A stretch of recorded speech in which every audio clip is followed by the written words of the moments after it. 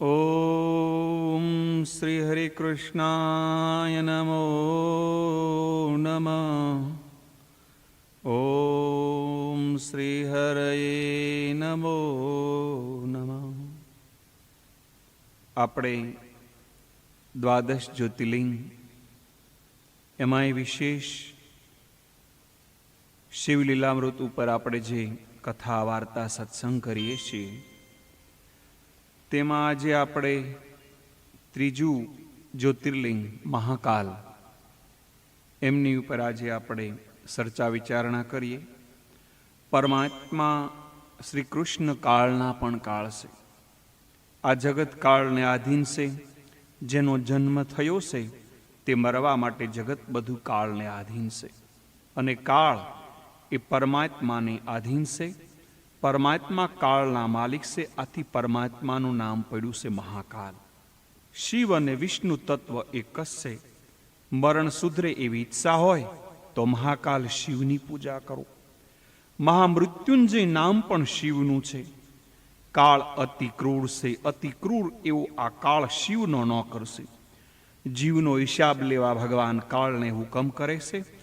પરમાત્માને હિસાબ આપવાનો પવિત્ર દિવસ તેને મરણ કહે છે. અંધકાળમાં જેનો હિસાબ સોખો તેને શાંતિ હોય છે. જેના હિસાબમાં ગોટાળો તેને ભય રહે છે.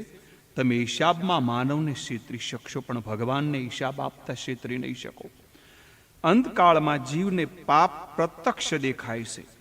કાળ મને સજા કરશે, મને માર પડશે. આથી જીવ ગભરાય છે. જીવને પાપનો ભય લાગે છે. જેણે પાપ કર્યું નથી તેને યમરાજાની ભીતિ નથી. પાપી માટે મૃત્યુદેવ અતિ ક્રૂર છે. પુણ્યાત્મા માટે મૃત્યુદેવ કોમળ અને શાંત અને મૃદુ છે. પુણ્ય ન થાય તો વાંધો નહીં, પાપ ન થાય તે જોજો. જે પાપ નથી કરતો તે મોટું પુણ્ય કરે છે. જીવ પાપ છોડી ભક્તિ કરે તો તેને આનંદ આવે છે. સંસારમાં જેને સૌંદર્ય દેખાય તે સંસારની ભક્તિ કરે છે. સત્યમ શિવમ સુંદરમ તો શિવ છે. ભગવાન શંકર શૃંગાર નથી કરતા છતાં પણ અતિ સુંદર છે. કારણ કે તેને કામનો સ્પર્શ નથી. જેને કામનો સ્પર્શ થાય તેને સૌંદર્યનો નાશ થાય છે. શિવજી મહારાજના શ્રી અંગમાં ભસ્મ છે. શિપ્રા નદીને કિનારે ઉજ્જૈનમાં મહાકાલ શિવના મંદિરમાં પ્રાતઃકાલે 4 વાગે પૂજા થાય છે. અભિષેક પછી મહાકાલને ચિતાભસ્મ લગાવવામાં આવે છે. શાસ્ત્રમાં સીતાભસ્મને અશુદ્ધ માની છે. સીતાભસ્મને સ્પર્શ્યા તો સ્નાન કરવાનું કહ્યું છે. પરંતુ મહાકાલમાં તો શિવ સ્પર્શ થતી સીતાભસ્મ પવિત્ર બની જાય છે. કારણ શિવ નિષ્કામ છે. શિવને કામનો સ્પર્શ નથી. આથી શિવ મંગલમય છે. શિવ મંગલમય સુંદર છે. કારણ શિવ નિષ્કામ છે. કામ શિવને સલિત કરવા ગયો. શિવે આંખ ઉઘાડી જોયું ને કામ ભસ્મ થઈ ગયો. શિવે ક્રોધથી કામને ભસ્મ નથી કર્યો. શિવ તેજ સહન ન થવાથી કામ બળી ગયો છે. શિવ તો શાંત છે. માથે ગંગા છે. શિવ ક્રોધ કરે તો જગત ખલાસ થઈ જાય. શિવ તો શાંત મૂર્તિ છે. શિવ મસ્તકે તો ગંગા જ્ઞાન ગંગા છે. આથી શિવ સ્વરૂપ મંગળમય છે. મરણ મંગલમય થાય એવી ઈચ્છા હોય તો તમે શિવ પૂજા કરજો. અંતકાળમાં જીવને અતિ દુઃખ થાય છે. પુણ્ય નહીં, પાપ જ યાદ આવે છે. અંતકાળમાં ઘણે ભાગે પાપનું સ્મરણ થાય છે. પાપનું સ્મરણ થવાનું કારણ માનવ પાપ એકાગ્ર ચિત્તથી કરે છે. જ્યારે પુણ્ય વ્યગ્ર ચિત્તથી કરે છે, કોઈ જુએ નહીં, જાણે નહીં, એવું એકાગ્ર ચિત્ત પાપ કરતી વખતે હોય છે. પુણ્ય કરતી વખતે જીવ વ્યગ્ર ગાફેલ હોય છે. મૃત્યુ સમયે જો દ્વારિકા ગયો હતો, ત્યાં દ્વારિકાનાથના દર્શન કર્યા હતા, કાશી ગયો હતો, ત્યાં ગંગા સ્નાન કર્યું હતું, આવું યાદ આવે ને તોય મરણ સુધરી જાય છે. હું યાત્રા કરું છું, હું યજ્ઞ કરું છું, હું દાન કરું છું. પુણ્ય કરતી વખતે, સત્કર્મ કરતી વખતે જીવ અભિમાનમાં હોય છે. એથી ગાફેલ હોય છે અને અંતકાળમાં તેથી સારા કર્મો યાદ આવતા નથી. માનવ જીવનમાં છેલ્લી પરીક્ષા છે મરણની. જેનું મરણ મંગલમય થાય એનું જીવન મંગળમય હતું એમ માનજો. માનવ સાધારણ પાપ કરે તો તો પ્રભુ દયાળુ છે, ક્ષમા આપે છે. પણ માનવ એવા ભયંકર પાપ કરે કે ક્ષમા આપવી મુશ્કેલ છે. મોટા પાપની ક્ષમા મળતી નથી. આવા પાપ જ મરણ બગાડે છે. આજથી નિશ્ચય કરો, પુણ્ય ભલે ન થાય, મારે પાપ કરવું નથી. જે પાપ છોડે તેનું જ મરણ મંગલમય થાય છે. પ્રભુ પૂજા કરો, પ્રભુના સ્વરૂપમાં આસક્ત બનો, તો અંતકાળમાં પ્રભુ દર્શન થશે. આથી મરણ મંગલમય બનશે. પ્રેમથી પૂજા કરવાની બહુ જરૂર છે, તો જ પ્રભુ સ્વરૂપમાં આસક્ત થવાય છે. આમ કરવાથી પ્રભુ સ્વરૂપ હૃદયમાં સ્થિર થાય છે. જ્ઞાન અને યોગ જો ભક્તિ સાથે હોય તો જીવન મરણ બંને મંગળમય બને છે. જડ ભરતની કથા આવે છે. તે મહાજ્ઞાની મહાયોગી હતા, નિરાકાર બ્રહ્મનું ધ્યાન કરતા. પણ અંતકાળમાં હરણના બચ્ચામાં આસક્તિ થયેલી. મરણ સમયે હરણનું બચ્ચું દેખાણું, તેથી બીજા જન્મમાં હરણ થવું પડ્યું. ભગવત પૂજામાં, ભગવત સૌંદર્યમાં આંખ મન સ્થિર કરો. સદાકાળ ભગવાનનું ચિત્ર નજરની સામે રહે એવી ભક્તિ કરો, તો જીવન મરણ બંને મંગળમય થશે. ભગવાનના સાકાર સ્વરૂપમાં જ પ્રીતિ રાખજો. પ્રભુ પૂજા કરો, પ્રભુ સ્વરૂપમાં આંખ મન સ્થિર કરો, તે ભક્તિ છે. જ્ઞાનમાં ભક્તિમાં સહારાની જરૂર છે. જે ભક્તિને ગૌણ સમજે છે તેને અંતકાળમાં સંસારનું ચિત્ર દેખાય છે. ભરતજી જ્ઞાનની અંતિમ કક્ષાએ હતા, પરંતુ એમનામાં ભક્તિનો સહારો ન હતો, એટલા માટે એમનું મરણ બગડેલું છે. આરંભમાં દાસોહમ બોલવાનું, સોહમ નહીં. જીવ માયાનો દાસ છે. જીવ માયા છોડી પરમાત્માનો દાસ બને તો મુક્તિ થાય. જે માયાધીન છે તેને હું બ્રહ્મ છું એમ બોલવાથી શું અધિકાર? હું પરમાત્માનો દાસ છું, આ ભાવના દ્રઢ કરવાની છે. માયાનો ઉપયોગ કરતા જીવ માયામય બને છે. જે માયાધીન છે તેને આત્મા સ્વરૂપમાં બ્રહ્માનુભાવ ક્યાંથી થાય? માટે પરમાત્માની પ્રેમથી પૂજા કરજો. અંતકાળમાં ભગવાનનું સ્વરૂપ દેખાશે. પ્રભુના સ્વરૂપમાં આસક્તિ, તેને જ ભક્તિ અને તેને જ જ્ઞાન કહેવાય છે. જ્ઞાની પુરુષો જગત ખોટું, ઈશ્વર સત્ય છે એમ કહે છે. જ્ઞાન ભક્તિથી સફળ થાય છે. જ્ઞાન માર્ગમાં પણ સેવા પૂજાની જરૂર છે. જ્ઞાની સેવા પૂજા છોડે તો જ્ઞાનદેવ દગો દે, જ્ઞાન ખાડામાં નાખે છે. મહાકાલની 2 કથા આવે છે. હવે આપણે એમની ઉપર વિશેષ વાત કરીએ. અવંતિકા ક્ષેત્ર એ હરિહર ક્ષેત્ર છે. સાંદીપની ઋષિનો આશ્રમ શિપ્રા નદીને કિનારે શ્રી કૃષ્ણ આશ્રમમાં ભણવા આવેલા. આ સમયની પહેલાથી મહાકાલનું જ્યોતિર્લિંગ છે. આ રીતે અહીં શિવ અને વિષ્ણુ બંનેનું ધામ છે. એટલે આ સ્થળનું નામ હરિહર ક્ષેત્ર છે. મહાકાલમાં નંદી ઊભા છે. નંદી ધર્મરાજ છે. નંદીના બેઠેલા દર્શન બધે થાય છે, પણ અહીં ઊભા છે. શ્રી કૃષ્ણ મહાકાલના દર્શન કરવા માટે આવેલા. નંદી શ્રી કૃષ્ણના આગમનના સમાચાર મહાકાલને આપવા ઊભા થઈ ગયા. મહાકાલને સમાચાર આપી નંદી ઊભા તે ઊભા. એમના આ જ પ્રયત્ન, આવા જ આપણને દર્શન થાય છે. ઉજ્જૈનમાં શક્તિપીઠ પણ છે. હરસિદ્ધિ માતા પણ અહીં પ્રગટ થયા.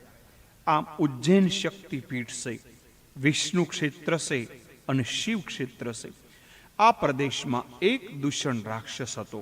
આ દૂષણ રાક્ષસ ધર્મને, ઈશ્વરને માનતો નથી. જીવ અને ઈશ્વરને ન માને, પણ કોઈને તો માને જ. પછી તે સ્ત્રી હોય, પૈસા હોય, જે અર્થ અને કામની પાછળ પડે તે રાક્ષસ. દૂષણ રાક્ષસ પ્રજાને ત્રાસ આપે. તે પોતાને ઈશ્વર માને છે. પોતાની સત્તાનો સર્વને સ્વીકાર કરવાનું કહે છે. સામે રાક્ષસી સત્તા છે. પરિણામે પ્રજા દુઃખી છે. ધનથી સુખ નથી મળતું. સુખ શાંતિ તો ધર્મથી મળે છે. દૂષણના રાજ્યમાં અધર્મ વ્યાપ્યો છે. તામસી શક્તિ વધે તો સત્વગુણ એના આગળ નમે. તમોગુણ મારવા સત્વગુણ વધવો જોઈએ. આ સમયે શિપ્રા નદીને તટે એક બ્રાહ્મણ રહેતા હતા. તે શિવ ભક્ત હતા. આ બ્રાહ્મણ શિવની આરાધના કરતા. આ બ્રાહ્મણ એવા રાક્ષસને હરાવી શકે એવી શક્તિવાળો ન હતો. શિવ ભક્તિ કરી બ્રાહ્મણ એવા પુત્રની પ્રભુ પાસે માગણી કરે છે, જે ધર્મનું, ભક્તિનું રક્ષણ કરે. ધર્મનું રક્ષણ કરે, શિવ ભક્તિનો પ્રસાર કરે એવો પુત્ર બ્રાહ્મણે માગ્યું. બ્રાહ્મણને ત્યાં શિવ કૃપાથી 4 બાળકો થયા: દેવપ્રી, પ્રિમેઘા, સુવ્રત અને સુકર્મ. આ બાળકોના નામ પરથી તેના હૃદયની ઓળખ થાય છે. બાળકોના નામ પરથી માતા પિતાના સ્વભાવની પરીક્ષા થાય છે. નામ એવા પાડો કે નામ લેતા આપણને પ્રભુ યાદ આવે. દેવપ્રી એટલે દેવોને પ્રિય, દેવોને પ્રિય તેવો કર્મો કરનારો. મેઘા એટલે શુદ્ધ બુદ્ધિનો, શુદ્ધ બુદ્ધિ તેને પ્રિય છે. સુવ્રત એટલે કે તેને જીવનમાં સારા કર્મનું વ્રત છે. સુકર્મ તેને સારા કર્મો પ્રિય છે. પિતાની ઈચ્છા છે કે બાળક ભક્ત બને, શિવ માર્ગમાં પ્રચાર કરે, ધર્મ રક્ષા કરે. માતા પિતા સંસ્કાર આપવા જીવન જીવી રહ્યા છે. માતા પિતા સત્કર્મ કરે તો પુત્ર તેનું અનુકરણ કરે. માતા પિતાએ 4 બાળકોને 4 સંસ્કાર આપ્યા. 4 જ્ઞાની તપસ્વી થયા, ધર્મનો પ્રચાર કરે છે. દૂષણ આ બાળકને ત્રાસ આપે છે. આ બાળકને પોતાના સંસ્કાર, ધર્મ, સત્કર્મ, સદુપદેશથી અનેકને પ્રેરે છે. આ બાળકોએ જીવનનું લક્ષ્ય પરમાત્માને માન્યું છે. તે લોકોને આ માર્ગનો ઉપદેશ કરે છે. રાક્ષસની શક્તિ પ્રબળ છે, રાક્ષસનો ત્રાસ પણ છે. તેથી બાળકો શિવ પાસે જાય છે. પ્રભુએ આપેલી શક્તિ સત્કર્મ કરતા થાકે ત્યારે જ પ્રભુ કૃપા કરે છે. સત્કર્મ કરતા કરતા જે પરિશ્રમ થાય છે તેની સાથે દેવો મૈત્રી કરે છે. આવાને દેવો મદદ કરે છે. શક્તિ અનુસાર સત્કર્મ કરતા જીવ થાકે ત્યારે ઈશ્વર સહાય કરે. બાળકો ભગવાનને વિનવે છે. રાક્ષસ પ્રબળ છે. હે શિવ, આપ કૃપા કરો. અંતરનાદ પ્રભુ સાંભળે છે. બ્રાહ્મણ બાળકોની પ્રાર્થનાથી મહાકાલ પ્રગટ થાય છે. ઘંટરાવ થયો, મહાકાલનું પ્રાગટ્ય લિંગમાંથી થયું. મહાકાલ રાક્ષસને મારે છે. બ્રાહ્મણ બાળકોએ મહાકાલને પ્રાર્થના કરી કે આપ કૃપા કરીને હવે અહીં જ બિરાજો. મહાકાલનો અહીં કાયમ નિવાસ થાય. આ ક્ષેત્રમાં વિદ્યાપીઠ હતી. શ્રી કૃષ્ણ અહીં સાંદીપની ઋષિના આશ્રમમાં ભણવા આવેલા. આ ઉપરાંત બીજી કથા છે. આ ક્ષેત્રમાં ચંદ્રસેન નામનો રાજા હતો. આ રાજા શિવ ભક્ત હતા. તેથી પ્રેમથી મહાકાલની પૂજા કરતા. આ સમયે 5-6 વર્ષનો ગોવાળ એની મા સાથે મહાકાલના દર્શન કરવા માટે આવે છે. બાળક રાજાને મહાકાલની પૂજા કરતા જુએ છે. રાજા વૈભવશાળી, ઐશ્વર્યવાન હતો. તે ઠાઠથી શિવ પૂજા કરતો. આ ગોવાળનું નામ હતું શ્રીકર. તેની મા વિધવા હતી. રાજાને શિવ પૂજા કરતા જોઈ શિવ પૂજા શ્રીકરના મનમાં વસી ગઈ. એવી શિવ પૂજા કરવાની ઈચ્છા શ્રીકર ગોવાળને થઈ. શ્રીકરના હૃદયમાં ભક્તિભાવ જાગ્યો. શ્રીકર ગરીબ હતો. એના મનમાં ભગવાનનો આનંદ વસ્યો. તેથી તેને સંસારનું સુખ તુચ્છ લાગવા લાગ્યું. શ્રીકર ગોવાળના માં વિધવા છે. દીકરો ભણે તો સુખી થાય એવી માની ઈચ્છા છે. પણ શ્રીકરે રાજાને શિવ પૂજા કરતો જોયો. તેના સંસ્કાર જાગૃત થયા. શ્રીકરની ઈચ્છા શિવ પૂજા માટેની પ્રબળ બની. કોઈ પણ વ્યક્તિ ભક્તિ બહુ કરે તો ઘરના એને સાથ નથી આપતા. માની ઈચ્છા છે કે શ્રીકર ભણે, નોકરી કરે, લગ્ન કરે તો સુખી થાય. સંસારી જીવો પુત્રને સંસારી બનાવવામાં જ ઈચ્છા રાખે છે. ઘરના સામાન્ય રીતે ભક્તિમાં સાથ આપતા નથી, વિઘ્ન કરે છે. શ્રીકર શિવલિંગ બનાવે છે, સ્થાપે છે, શિવ સાથે એક થાય છે. શ્રીકરને આત્મ સ્વરૂપમાં શિવ પૂજામાં આનંદ આવે છે. તે તન્મય થાય છે. એકવાર માએ રસોઈ તૈયાર કરી. મા બાળકને શ્રીકરને બોલાવે છે. 2-4 વાર બોલાવ્યું, પણ બાળક તો શિવમાં તન્મય છે. જવાબ આપતો નથી. માને ક્રોધ આવ્યો. ક્રોધમાં માએ તેની પૂજામાં વિઘ્ન કર્યું. પૂજા ઉઠાવીને ફેંકી દીધી. બાળક ગરીબ હતો. ભાવનાથી પૂજા કરતો. પથ્થરમાં તે ભાવના કરી તેને પૂજતો. મા દ્વારા પૂજાના વિધ્વંસથી તેને ખૂબ દુઃખ થયું. મા પર ક્રોધ પણ આવ્યો. મનમાં થયું, ધિક્કાર છે માને. એવી મા શા કામની જે શિવ પૂજા ન કરવા દે. ભરતજીએ પણ માં કૈકેયીને કહ્યું, રામ વનવાસ જાય તેમ કહેતા તારી જીભ કેમ સડી ન ગઈ? કેટલીક વાર માં પણ વિઘ્ન કરતા બને છે. સાસો સગો તે જ જે ભક્તિમાં સાથ આપે. જે ભોગ વિલાસમાં ફસાવી રાખે તેને સગો નથી કહેવાતો. સાસો સગો તે છે જે ભક્તિમાં સાથ આપે. જે ભોગ વિલાસમાં ફસાવી રાખે તે સગો નથી, વેરી છે. આ જગતમાં માતા પિતા ભક્તિમાં વિઘ્ન કરે તો વૈષ્ણવો વેર કરતા નથી, ઉપેક્ષા કરે છે. બાળક શ્રી કરે ખાધું નહીં, પાણી પીધું નહીં, રાત્રે બાળક સૂતેલી માને છોડીને વનમાં ચાલ્યો જાય છે. શિવ ભક્તિમાં વિઘ્ન કરનાર માં સાથે રહેવાનું બાળક પસંદ કરતો નથી. વનમાં બાળક આર્ય ઋષિને ત્યાં આવે છે. અહીં ગોપ બાળ અધ્યયન કરે છે. ગુરુ તેને શિવ મંત્રની દીક્ષા આપે છે. બાળકની શિવ ભક્તિ અહીં પૂર્ણ થાય છે. બાળકના હૃદયમાં ભાવના છે કે શિવ ભક્ત થાય, બધાય સુખી થાય. બાળકની ભાવના શિવ ભક્તિનો પ્રસાર કરવાની છે. જગતમાં કાળને બદલવાની શક્તિ મહાકાળ આપે છે. શિવ કૃપાથી કાળ ઉપર વિજય પ્રાપ્ત થાય છે. બાળક શ્રીધરે ઋષિ પાસે અંદર બહારથી પોતે શિવ ભક્તિ કરે એવી આશીષ માગી છે. આ શ્રીકર બાળક મહાન જ્ઞાની ભગવત ભક્ત બન્યા. મહાકાલની પૂજા ચંદ્રસેન કરે છે ત્યાં શ્રીકર પાછા આવ્યા. બાળક જ્ઞાની છે, ભગવત ભક્ત છે. બાળકની શિવ ભક્તિથી રાજા આકર્ષાય છે, પ્રસન્ન થાય છે. શ્રીકર રાજા પર પ્રસન્ન થાય છે. રાજા પાસે વૈભવ ઐશ્વર્ય છે. તે ઉપરાંત શ્રીકર તેને ચિંતામણી આપે છે. ઈચ્છિત પદાર્થ વૈભવ આપનાર ચિંતામણી શ્રીકરે રાજાને આપ્યા. ચંદ્રસેન રાજાએ શ્રીકરને પોતાનો ગુરુ માન્યો. આમ રાજાને સાથથી શ્રીકરે અનેક સ્થળે શિવ મહિમાનો પ્રસાર કર્યો. ભોગ તો પશુ પંખી પણ ભોગવે. ખાવો પીવો મજા કરો તે માટે જીવન નથી. માનવને પ્રભુએ બુદ્ધિ આપી છે. બુદ્ધિનો વિવેકથી ઉપયોગ કરી માનવે ભક્તિ કરવી જોઈએ. માનવ વિવેકથી ભોગને ભક્તિ બનાવી શકે છે. આ સંસારની રચના પ્રભુએ જીવને સુખી બનાવવા કરી છે. જીવ વિવેકથી સુખ ભોગવે અને ભક્તિ કરે તો આનંદથી ઉપલબ્ધિથી કરી શકે. ચિંતામણીની પ્રાપ્ત સંપત્તિનો રાજા શ્રીકરે સદુપયોગ કર્યો છે. કોઈ પણ અતિવાસ કરે તો અંદર બિરાજેલા નારાયણને ત્રાસ થાય છે. કંઈ પણ અતિ ન કરો. જીવનનું લક્ષ્ય ભોજન નહીં, ભજન છે. ભોજન એ ભજનનું સાધન છે. અતિ ભોજન કરે તે સારું નથી, તેમ અતિ ઉપવાસ કરે એ પણ સારું નથી. ઉપવાસી ભૂખમાં ભગવાનને ભૂલે છે. તેનું મન અન્નનું ચિંતન કરે છે. જગત માન ભૂલી જે ભગવાનમાં તન્મય થાય તે જ ઉપવાસ છે. મનથી ભગવાનના ચરણમાં નામમાં રહેવું તે ઉપવાસ છે. શ્રાવણ માસમાં સોમવારે સાયંકાળે પૂજા કરી પછી પ્રસાદ લેવો જોઈએ. રાજા ચંદ્રસેનની સંપત્તિ છે. શ્રીકર ગોપ બાળની બુદ્ધિ અને ભક્તિ છે.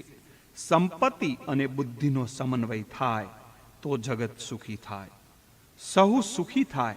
શ્રીકર ગોપ બાળકને રાજા ચંદ્રસેને ગુરુ માન્યા. જીવ ભાવ રહે ત્યાં સુધી દુઃખ રહે છે. શિવ તો અતિ ઉદાર છે. ભગવાન શંકરનું ધ્યાન કરો, પૂજા કરો, શિવ નામનો જપ કરો તો જીવન મંગળમય થશે. દુઃખનો અંત આવશે, સાચી શાંતિ મળશે. શ્રીમાન સુખ ભોગવે પણ ભક્તિ ન કરે તો શાંતિ નથી મળતી. સુખ ભલે ભોગવે પણ જો ભક્તિ કરે તો શાંતિ મળશે. ઋષિઓ ત્રિકાળ શિવ પૂજા કરતા. જેના માથે જ્ઞાન ગંગા આવે તે જ્યાં જ્યાં જાય ત્યાં શાંતિ સ્થપાય. શિવ કૃપાથી શાંતિનો અનુભવ થાય છે. શિવજી શાંત છે. નિયમથી શંકરનું ધ્યાન કરો. શિવ નિષ્કામ છે, સંસાર સકામ છે. સકામના ધ્યાનથી કામ જાગે છે. જે કામ ઉપર વિજય મેળવે તે કાળ ઉપર વિજય મેળવી શકે છે. અનેક જન્મથી કામ જીવને મારે છે. જે મહાકાલની પૂજા કરે તે કામને મારી શકે. જે કામાધીન રહે છે તેને કાળાધીન થવું પડે છે. શિવજીનું ધ્યાન, પૂજા, પંચાક્ષર મંત્રનો જાપ જપે તેને શાંતિ મળે છે. ચંદ્રસેન રાજાની સંપત્તિ અને શ્રીકરની બુદ્ધિ એથી નગરી શિવ ભક્તિ બની ગઈ છે.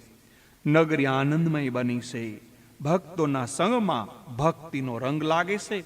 શ્રીકર ગોપના સંગે નગરી ગોપાળ હતો. આ શ્રીકર મહાન શિવ ભક્ત બન્યા. શ્રીકર ગોપાળ હતો. આ શ્રીકરની 8મી પેઢીને નંદ થયા. નંદવંશ શિવ ભક્ત હતો. આથી શ્રી કૃષ્ણને નંદ બાબાનું ઘર ગમી ગયું છે. આ શિવ અને કૃષ્ણ એક તત્વ છે. આ અવંતી નગરી શિવને પ્રિય નગરી છે, મોક્ષદાયિની છે, પરમ પુણ્યમયી છે, લોક પાવની છે. મહાકાલેશ્વરના જે દર્શન કરે તેને સ્વપ્નમાં પણ દુઃખ થતું નથી. માનવ જે કામનાથી મહાકાલના જ્યોતિર્લિંગની ઉપાસના કરે છે તેને તે મનોરથ સિદ્ધ થાય છે અને મોક્ષની પ્રાપ્તિ થાય છે. કોઈ પણના દોષ જોશો નહીં, કોઈના પાપનો વિચાર કરશો નહીં કે વાણીથી એને ઉચ્ચારણ પણ કરશો નહીં, તો મોક્ષની પ્રાપ્તિ અવશ્ય થશે.